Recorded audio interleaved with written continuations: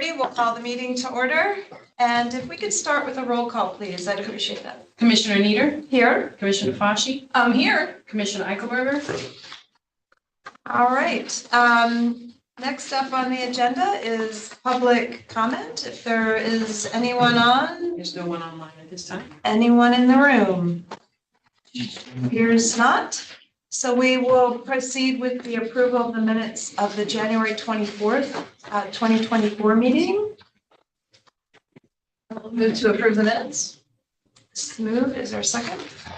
I'll second. Smooth moved and seconded. All in favor, say aye. Aye. Aye. Right, we will go into the topics of discussion for the purpose of this meeting. First, up is the motion to advertise a special meeting of the members of CAEDC on February 15th, 2024 to appoint a member to the CAEDC board. Did anyone have any discussion they wanted to have surrounding that potential motion? There's the question, which is, are we giving any consideration to the idea of actually having CAEDC review and submit suggested changes to the board instead of having the commissioners constantly dictating to that organization about what its bylaws are going to be? I think, Gary, it's been my understanding that there were revisions to the bylaws. I believe it's the intention of that board to, I don't know that they have not objected.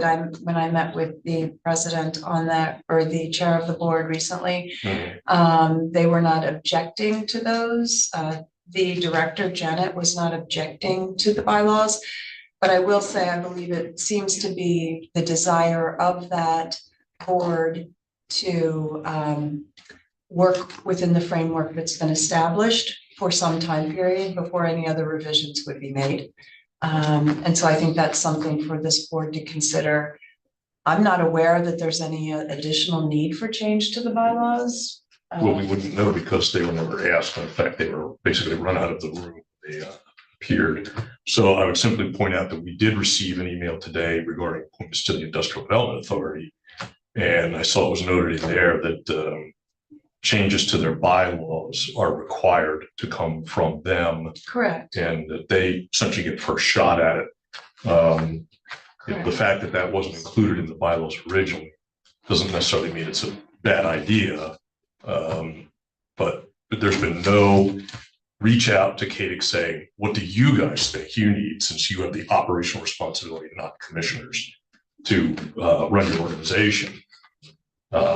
And they have not been brought into that process through the last several sets of revisions. So I hope we have some opportunity to address that and deal with some of the governance issues that have harbored the organization for a while. Well, it's my belief that the current bylaws are appropriate and effective for the structure that's been defined between the Board of Commissioners and the organization. They seem to be agreeable to operate under those. And while perhaps I don't know if that change was effected before I was on the board, I don't know if they engaged in conversation or not over that. But this is the circumstance we're in. They seem agreeable to it. And I believe at this point, it's best for us to move forward. If any further changes would come about, we will make sure that they are included in that conversation. As it relates to the IDA, the structure is a bit different. And, I've spoken with the existing chairperson of that committee as well. And they are considering, if they do changes, that they are aware that they seem to be in favor of and interested in changing the bylaws of that But organization. they're not changing their bylaws. The IDA does not change their bylaws. They have to have a change to their articles of incorporation, which is very different than changing bylaws. I think that they can undertake the study of changing their bylaws, And that's fine. and that they are considering doing, Chief. So I'll correct Which is great. They are considering doing that. They're not certain that the structure with the number of representatives on the board is adequate. It's at 7, and so that was a question I had posed. What was indicated as a full board? What was the amendment to the articles by adopting a resolution? Yeah, but they are going to consider all of that, and it's not coming from this board. They're aware that it's something, if they choose to consider making suggestions to our board. Okay, so I guess the follow-up question then is, since there are now a number of resumes in front of us, some good, some less so, is there going to be, is IDA, Stacy, you may know the answer to this, so I ask you to listen. So are they providing us recommendation? Have they seen the other resumes? Are they providing a recommendation? Yes, They are providing a recommendation. they've provided 4 recommendations. Right Okay. now, Keith, Angela, and myself are reviewing the bylaws. We're reviewing the current, Issues at IDA? I'm sorry, no, that's Kate. I'm sorry, I thought you would Okay, switch back to no. that. I apologize. The IDA. So we just received an email about the resumes that were submitted, since that's not being advertised to the public. So my question was, we've seen the resumes. They've come to the commissioners and we reviewed them. Some of them have direct economic development experience, some do not. So are we getting a recommendation from the IDA members as to who they would like? Since we do this with most other boards, we get a recommendation. They say, we want to keep these people, we're going to make a change, whatever. So are they providing that to fill two seats?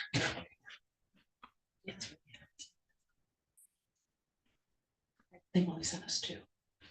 Right. Right. So the IDA made the recommendation of the 2 individuals Okay. that you have before you for the IDA. But they have not seen the resumes of the others to They have, provide any input. we're certainly more than willing to share that with the IDA. If that would be your suggestion as a board. I think as a general practice, that would be a good move. What happens is most of these boards tend to recommend who is still seated. And that's not necessarily bad. In this case, it's certainly not bad because you have people with extensive experience that's very relevant. But there are some times that those boards need to refresh themselves, and short of some off-book communications, they're not necessarily going to come to us and say we want to replace this person. That has happened. It happened recently with one board. But it would seem to me that for them to provide an informed choice to us so that we can make an informed choice, it might be a good practice with them and others if they were provided. Since the board has now decided we're going to open this up and publicly advertise to everybody for many of these positions. And Gary, we're still working through the process of how that's exactly going to flow, because it is different. Yep. This was actually one of the items, one of the reasons for taking that protocol, like establishing that protocol. And this board was kind of caught right in the middle of all of that. We've had a number of appointments that quite frankly, the cart was before the horse, and people assuming that they could make those appointments and not necessary. And then we've had difficulty locating when other people were actually appointed to boards. So specifically to the IDA board, when there is an individual on that board that's been on, I think, since the inception of the board. It's a very, very long tenure. And my concern is to have some continuity, but not perpetuity. And some of the boards have functioned in that way. So they are a little bit between we do not have the finalized, fully established process. I believe Keith is still working on that. I think Angela sent an email giving a recap right before this meeting. Yes. But working through that process is answering the types of questions that I just asked. So I would hope that there's going to be some consideration of that. And well, we can make sure that it's added into the process. That's a helpful thing that would be good to communicate as this is built, as this is developed. I guess the point that needs to be said is, especially with IDA, these are sometimes complex projects. Summerdale's one that's been hanging out there. Well, with market changes and such, you have to have people know how to get projects done. And that type of information on who can do that rests certainly with the other members of the IDEA. It does not rest with this board. So I would hope to get an informed decision from them, and they have to know what their other options are. If there is, for instance, a commitment to get rid of somebody who's been on that board, then you want to have an informed process for how you're making that replacement. And that's what we're establishing. But I do take exception to say that this board would have no understanding of projects that the IDEA would or could potentially engage in. I think there are very specific projects that are underway right now that are very detailed. And when I can appreciate that. If you're making a change in midstream, you need to understand the implications of that. So that's all I'm saying. I'm familiar with the Summerdale project and know that it's been an ongoing project, and there are a lot of iterations. So we will take those comments, and as we develop the process for appointees and applicants and to positions and boards, we will share that document as we get it developed. There's been a lot of comments made about who are the content experts on things. So that's the simple point that I'm trying to make. It may be that some people know certain things with some projects, but in general practice, getting the input of those boards on appointees, I think, makes a great deal of sense. Some of them have offered it without being asked. Others have just never been asked. Yep. What we're finding is, as you, I'm sure know, there's a lot of different boards, and they've all been run very differently, and some, and some just by sheer practice of or lack of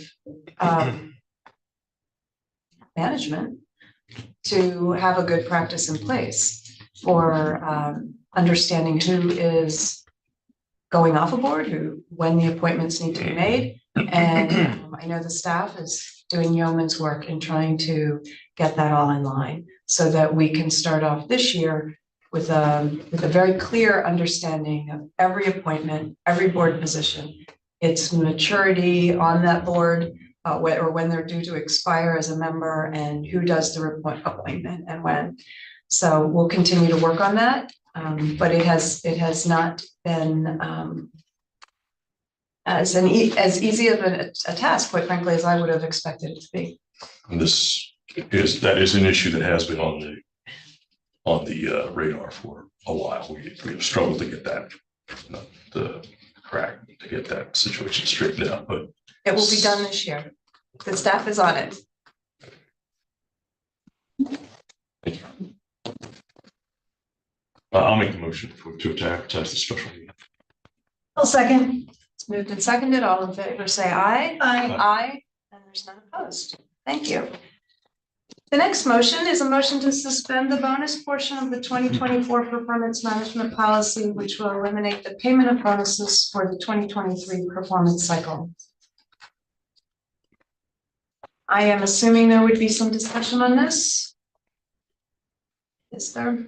I'll just raise the point. I mean, there was, a commitment made as part of the project that people understood they were working in 2023 with the bonus system in place.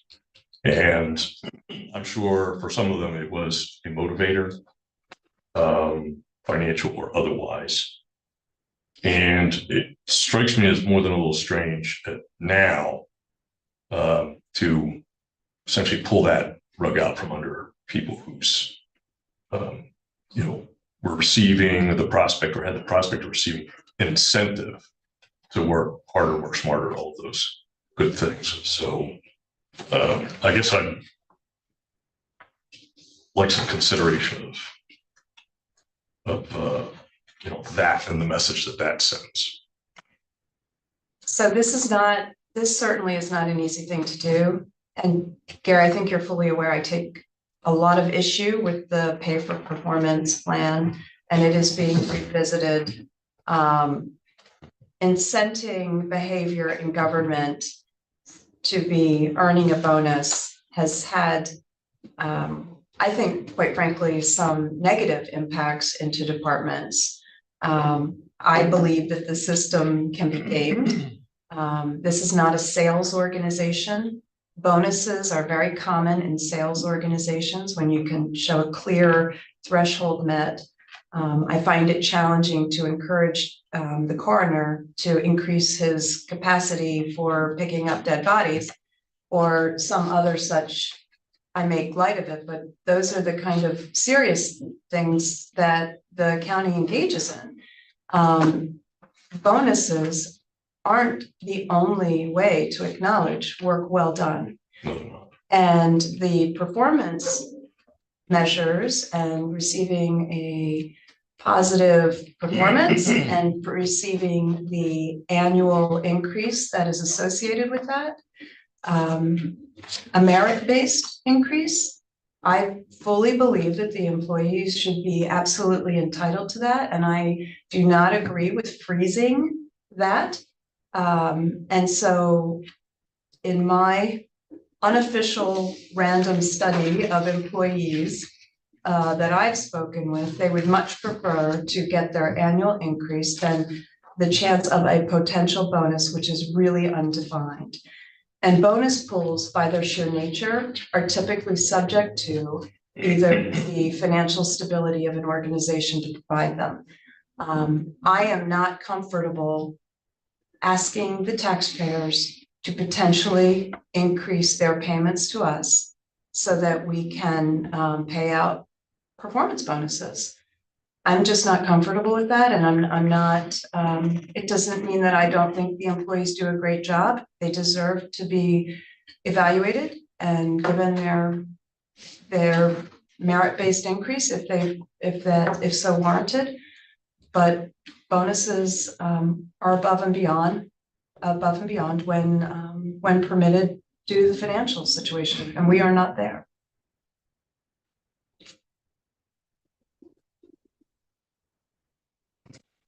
I guess the only other thing I'm going to raise is the fact that I've brought up a couple of times here. We've all recognized that, you know, there's shortcomings in the plan as it is. What you're talking about now is not methodology; it's a philosophical opposition to the idea of people who work harder getting more pay. But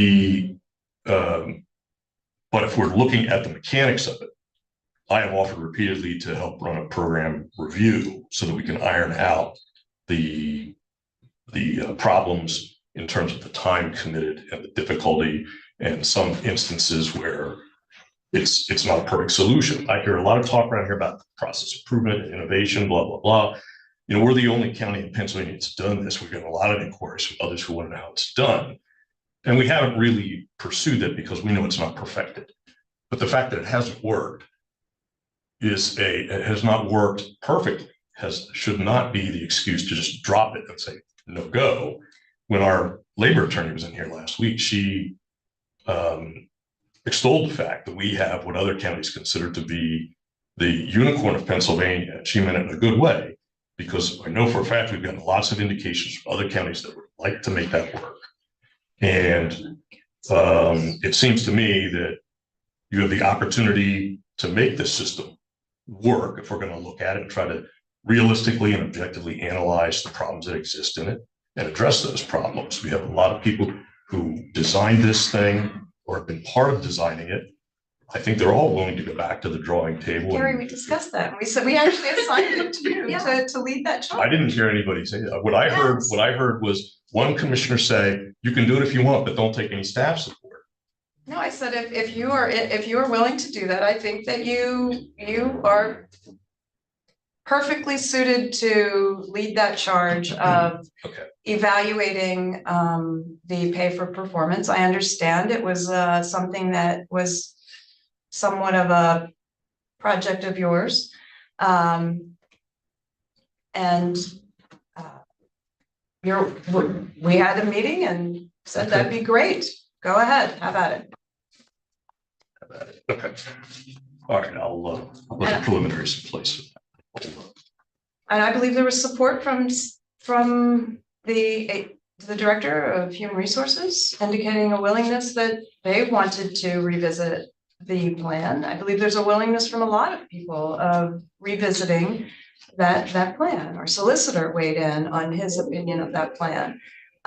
So I'm not certain how there's a miscommunication on. I heard some people express willingness. I never heard a commitment to it. So now you're telling there's a commitment to it. I'm happy to pick that up and Then pick it up. So I can do that. But I'm certain there was a commitment to it at that meeting.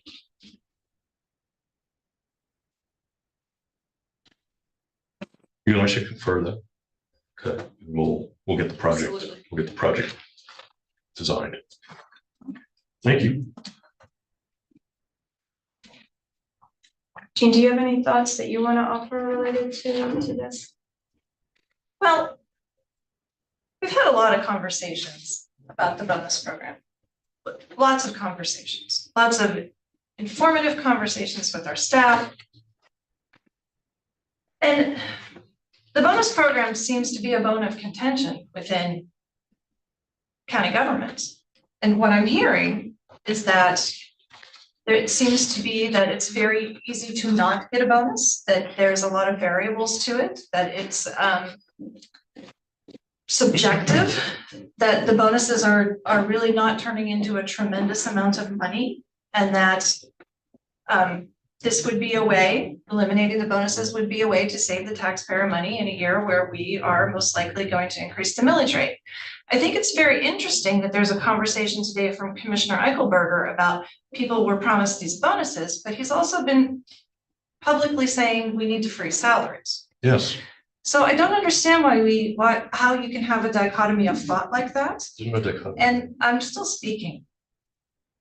And I don't understand how paying someone a bonus of you know, they're maybe what, 500 at the most, right? They're based on a percentage, and then taxes are taken out of them. And that bonus, I'm not poo-pooing a bonus of $500 and having tax taken out of it, but your salary increase is going to be the thing that keeps you in line with other salaries across the county, with other salaries in the area. That bonus is not going to do it. So this to me is an excellent idea, but I just don't get it. I'm concerned about employee morale, and they've been promised a bonus, but I've publicly said, well, I want to freeze your salaries. I mean, that's the downer. That's the Debbie Downer in all of it. We need people here to do the services. That our employees are suffering from the same things, the same economic issues that county government is suffering from, that everyone suffers from. Increased costs, an ability to pay their mortgages, pay their rent, feed their kids, clothe their families, have healthcare. All of those things are so important. And so I just hear this penny-wise, pound-foolish idea of let's take away their bonuses and freeze their salaries. I just don't get it. And I don't need to get it. It's just my opinion. I don't need to get it. I didn't say to do both. All I've said is all the things you've said are true about the impacts, but now we're simply outsourcing those through a 15% millage increase to the general public. So I do not think it's unreasonable, given the size of the increases county employees have gotten and the basis those were made on, to ask for a temporary belt tightening. Instead, we're telling the general public, you all have to tighten your belts so we don't. Gary, That's not true. so you have proposed a 6-month wage freeze. The non-union employees are not eligible for wage increases until July. So are you suggesting that we freeze their wages from 6 months from July, meaning that they have no wage increase and lose a step on the scale for a year and a half? The 6 months was simply a starting point to begin analysis. I will tell you, we did this the last time the county ran its finances insufficiently back in 2009. We did spread out the introduction of the general steps. It's not a great solution, but it's something of a solution. So. And I don't know under that the it would have to be 6 circumstances, months. 6 months puts them not getting an increase until potentially January, which means that in fact, they have been without an increase for a year and a half. And in this economic environment, I'm not comfortable with that. I think that that is more damaging to morale, more damaging to their ability to take care of their personal commitments than this bonus pool, which in total is not, it's not a ton. Right. But I believe we have budgeted approximately $500,000 into this pool. And I'm not comfortable asking people to help us dig out of a $20 million hole. And paying this. I'm just not comfortable with that. And I believe that the vast majority of our employees understand. They've been around government, many of them for a very long time. They understand the ebbs and flows. They are doing their part to cut costs. And I believe that they support relinquishing a bonus in order to keep on track with their merit-based increase. Stacy, do you have any evidence or anecdotal or otherwise in the department managers you've spoken with? Because this has been communicated with them that this is on the table. I haven't heard from any department head since the announcement was made to them, either positive or negative.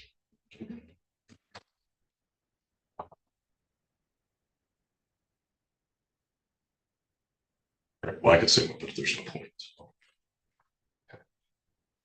Gary, we have been at this table now several times, and you keep talking about decreasing expenses. In my opinion, this is a process that should have begun years ago. I agree with that. Well, you are the constant that has been here for some years. We now are in a situation that needs addressed. I understand you're not supporting this action, but to not consider some of the things that we have on the table to try and remedy the situation is it would be letting that hole grow deeper, like living on a credit card. You just can't get out from under it. I am looking at every possible avenue to try and correct the ship. I know you've called for a 2-year plan. We are not planning, we are now doing and planning for next year and the year after that, but not waiting for a year to plan to try and dig out of the hole. And this is a component of it. And in your planning for the performance review, I think it has to be contingent upon, if there are bonuses to be considered again within the plan, it has to be contingent upon the county being in the financial position that makes it possible for those to be paid. $20 million deficit does not make it possible. And no promises are ever made on bonuses. The plan does not say that.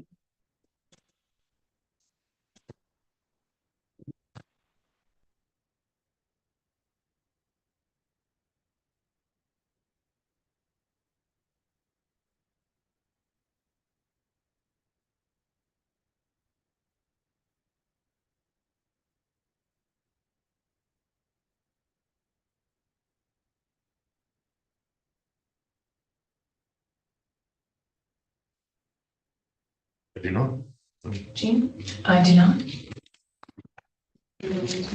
Sure I am. I will move to suspend the bonus portion of the 2024 performance management policy, which will eliminate the payment of bonuses for the 2023 performance cycle. I'll second. It's been moved and seconded. All in favor, say aye. Aye. Aye. Gary is opposed. Is there any other business to come before the board at this time? Stacy, is there anything that, okay, hearing none, I'll move to adjourn. so adjourned. Thank you.